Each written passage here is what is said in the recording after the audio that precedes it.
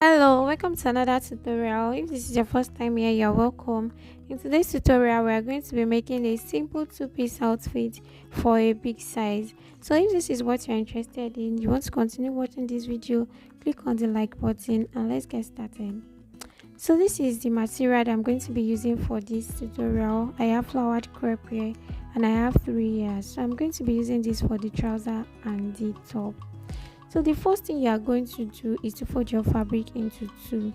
And what you are going to be using to fold your fabric is your client's hip measurement. So divide your client's hip measurement into 4 and then you add at least 5 extra inches. So after doing that, you are going to be marking about half of an inch at this upper part here. So this is going to serve as the starting line. Then you take your ruler and draw a straight line across it.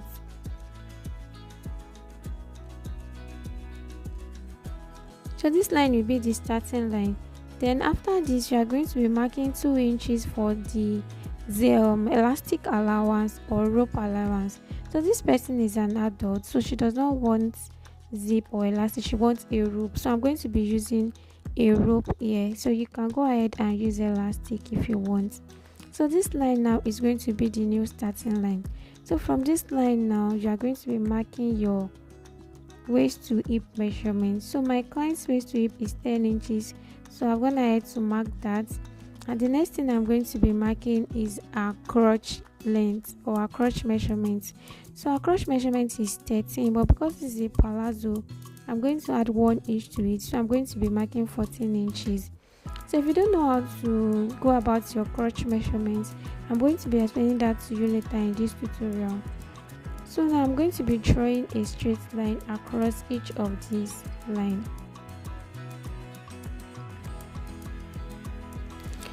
So this is the hip line and this is the crotch line.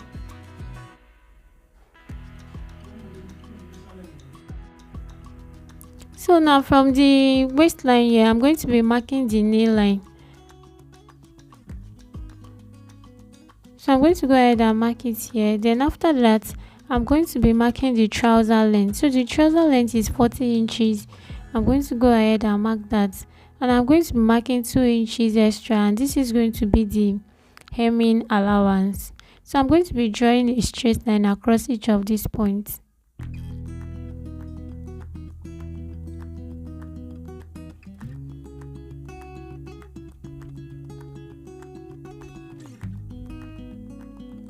So I'm going to go ahead and cut this off. So this is the starting line, this is the waistline, this allowance is for the elastic or rope. So this is the hip line, this is the crotch line.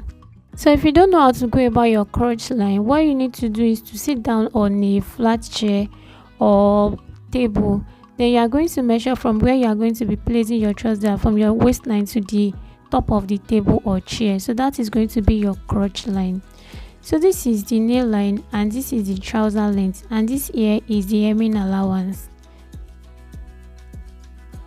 So now on this hip line, we are going to be dividing the hip measurement into 4. So divide your client's hip measurement into 4. Mine is 48 divided by 4 is 12 inches. So I'm going to be adding 1 inch extra. So that's going to be making 13 inches. So the 1 inch is to stitch it by half of an inch on both sides. So what I have here on the hip line, I'm going to be measuring the same thing on the waistline and also on the crotch line. So I'm going to be connecting this with a straight line. So now on the crotch line, we are going to be getting our crotch extension.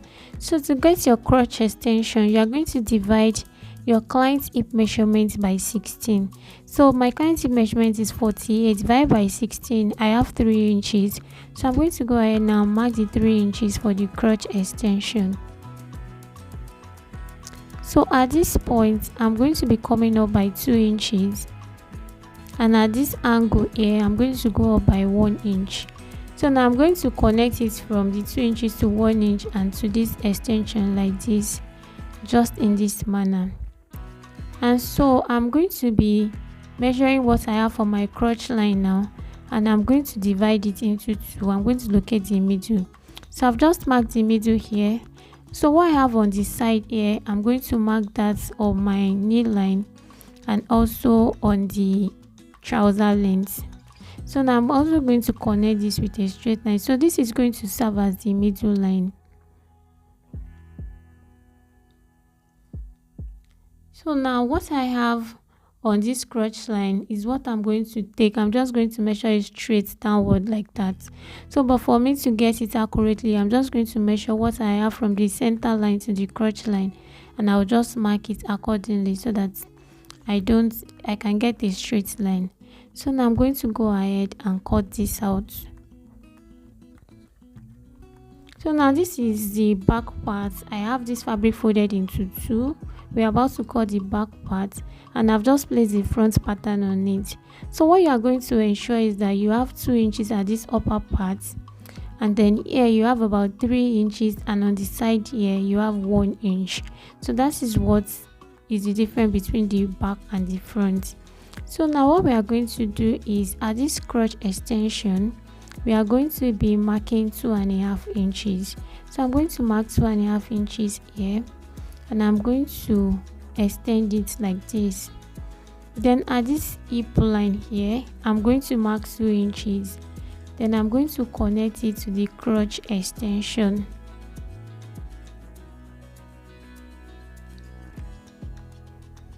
Then from this point, I'm just going to mark it upward to meet the waistline. So I'm going to bring my ruler and just connect from this hip area to meet the waistline like this, in a slanting manner this way. Then at this upper part on the waistline, I'm going to be going up by 1.5 inches. So I'm going to mark 1.5 inches here, and I'm going to go up by it. Then I'm going to take my ruler, and then I'm going to be connecting it downward to meet the waistline of this front pattern. I'll just connect it in a slanting manner this way. So what next thing I'm going to do is to connect from this crotch line to meet the knee line, and that will be all for the back part. So what I basically do is to leave 1 inch on this side, increase the crotch extension by 2.5 inches, and then on the hip line I also increased by 2 inches, came out by 2 inches. This upper part I went up by 1.5 inches, and then I connect it to the waistline. Then for the trouser length, it is the same. It has to be equal at the down part. So I'm just going to go ahead and cut this out.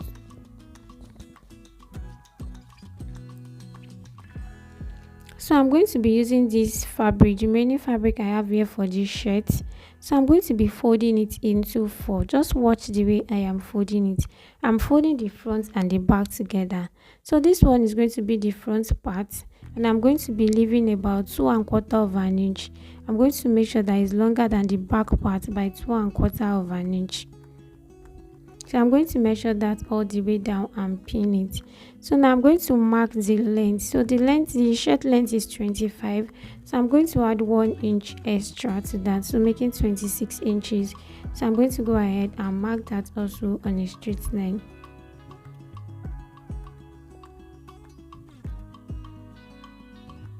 Then I'm going to be trimming off the excess. So now at the center here, I'm going to be cutting the back by marking out the back neckline first. So at the center here, at the center back, I'm going to mark 3 inches for the neck width. Then I'm going to come down by 1 inch, and I'm just going to connect it with a curve like this. Just curve the neckline this way. And then from this center again, I'm going to be taking the shoulder measurements. So the shoulder measurements divided by 2 is 7 inches. Then I'm going to add half of an inch to that because this is a shirt. So that will be 7.5. Then I'm going to come down by 1 inch for the shoulder slope and connect it to the neckline. Then from the slope again, I'm going to be taking the armhole measurement. So I'll divide my client's bust measurements by 6 and add 1.5. So that is what it gives me here, and at that point I'm going to be drawing a straight line across it because that will be my chest line. And then from the shoulder slope, I'm going to connect to this chest line, and this is the armhole length. So I'm going to locate the middle now, and I'm going to be going in by 1/4 of an inch. Then on this chest line, I'm going to divide the bust measurement into 4. I'm going to mark it. Then I'm going to be connecting these 3 points together with my curve.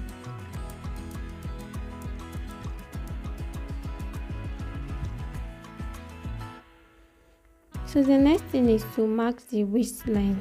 So I'm going to measure from the starting line, and I'm going to measure the half length. So for my client is 16 inches. Go ahead and mark what your client's half length is, and then there you mark a straight line across it to indicate the waistline.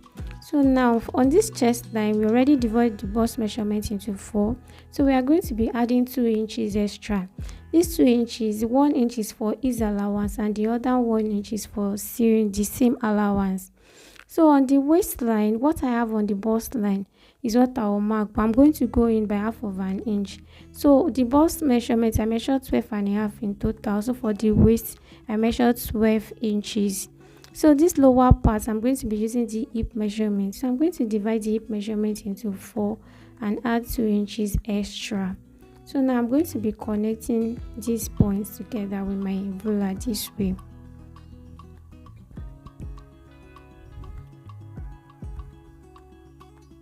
So now I'm going to be cutting out the back parts first, but before that, this lower part I'm going to go up by 2 inches because we don't want that piece to be straight. It has to be a bit curvy. So now I'm going to be marking out the neckline. So I've just notched the neckline for the front and the back, and now I'll cut out only the back neckline. But this armhole, this one that went inward by 1/4 of an inch, is for the front part. So for the back, I'm not going to go inward at all. So I'm just going to reshape it like this. Then I'm going to be cutting it together for the 4 pieces. Then after cutting out the back, I'm going to be reshaping the front armhole. So now I'm just going to go ahead and cut it this way and cut everything together. So now I'm going to fold the front part inward like this. So that part is the button allowance. So now I'm going to mark the armhole depth so that I can use it to reshape the armhole for the front. So I've just removed the back part. So I'm marking the armhole for the front part. So now I've located the middle. Then I'm going to go in by 1/4 of an inch. Then I'm going to find a way to curve it with my curve this way so as to reshape that armhole.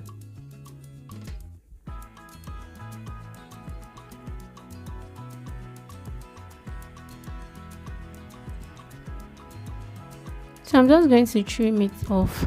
So now I'm going to be cutting out the neck for the front part. So I'm going to come down by 3.5, and we already have the side to be 3 inches. So I'm making 3.5 because I'm going to be stitching half of an inch at the shoulder part. So now if not, I would have cut and mark out 3 inches.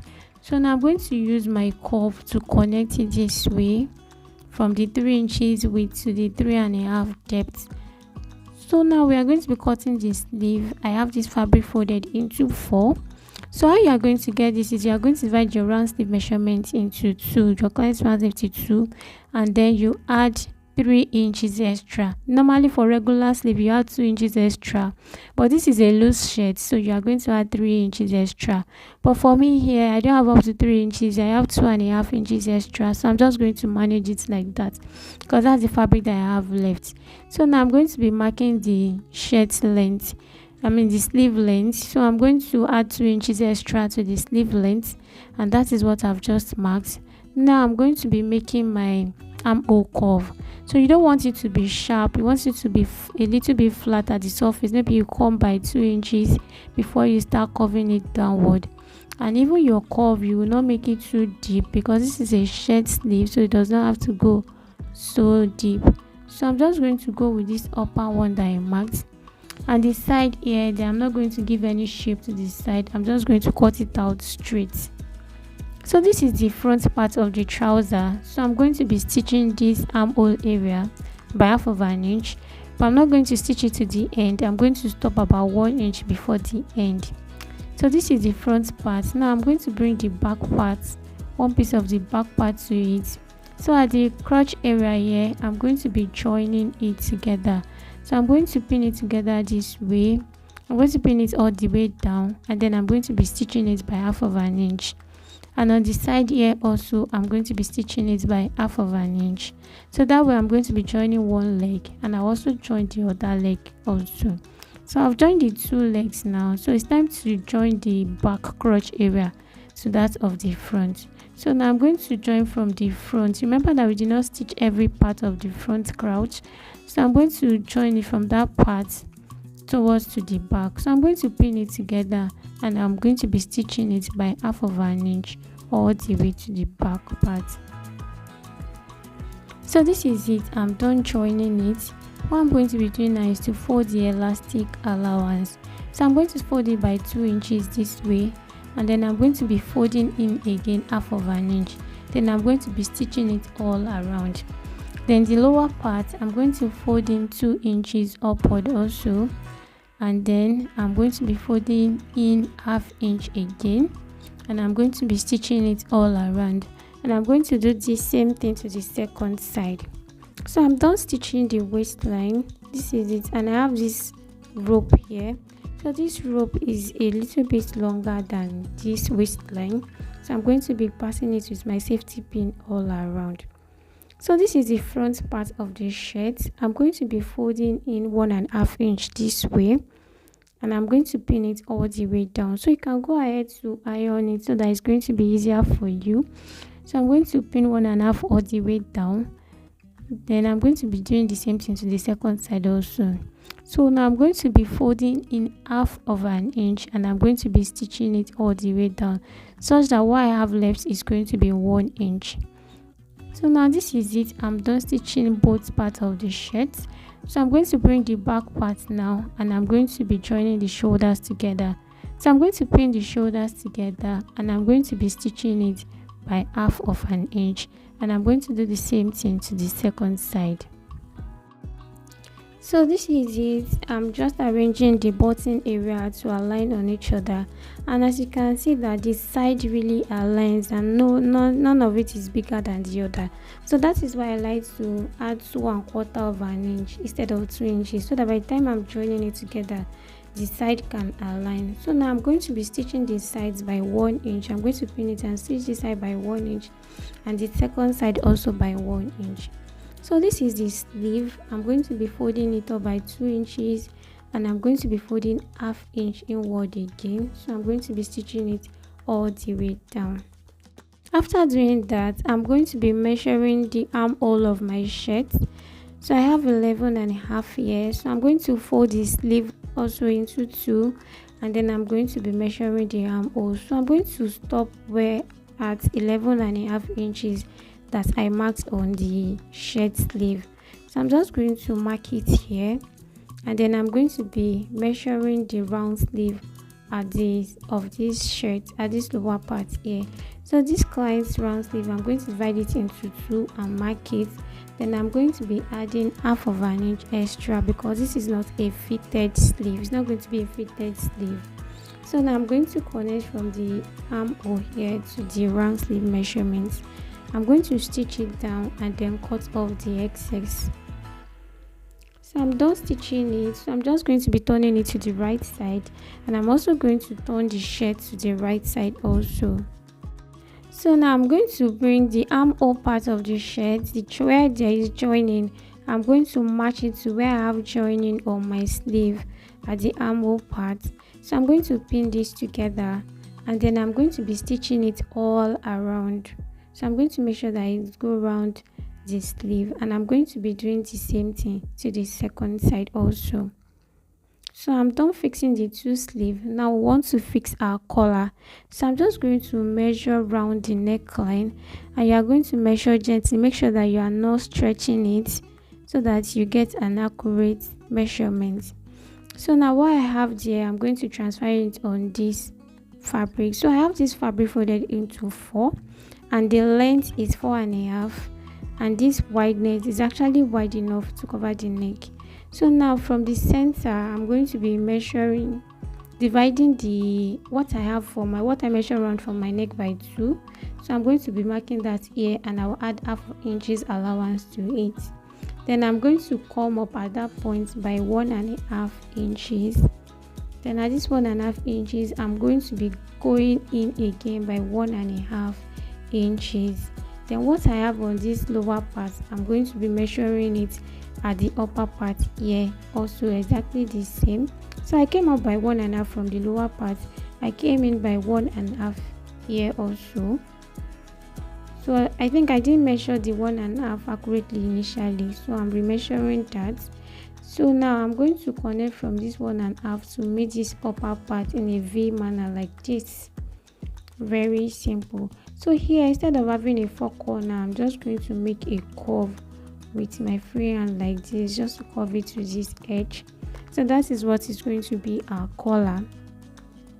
So I'm going to go ahead and cut this out, and this way we've successfully cut out our collar.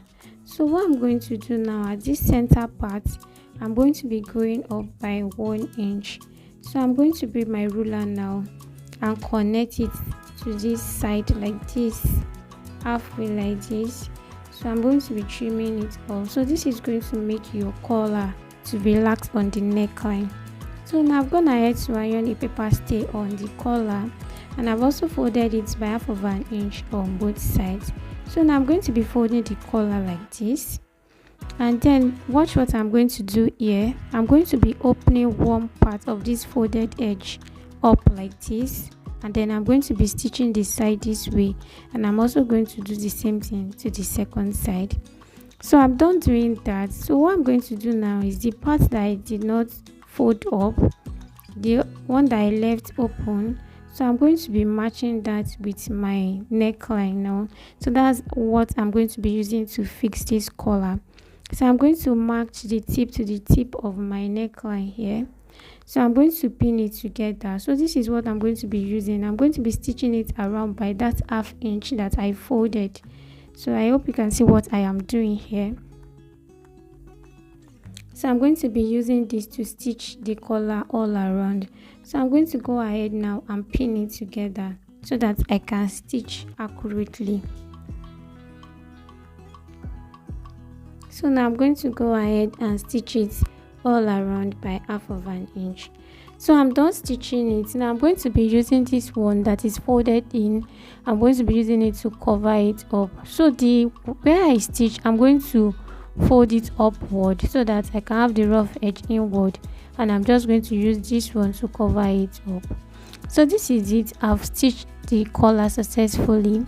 So what I have to do next is to fold the lower part. So I'm going to fold it by 1/4 inch and fold it by 1/4 inch again, because I don't want my shirt to be short, and I will stitch it all around. So I'm done doing that. The next thing to do is to place our press button and to mark where our button is going to be. So from the upper part here, I'm going to be marking 2.5 inches, and that will be the start of my button. And after that, I'm going to be marking 3.5 all the way down. So you can see what I'm doing. I'm making sure to match the previous one before I could mark the second part of the next one, so that it's going to align and it's not going to shift. So I'm going to be having the button on the same line. I hope you get what I'm saying. So I added 3.5 inches interval. So I'm just going to mark that all the way downward. So this is what is going to be the one on the left side will be the one covering the one on the right side. So this is our collar. You can see how well it is laying. So don't forget to like this video, give your comment, and I'll see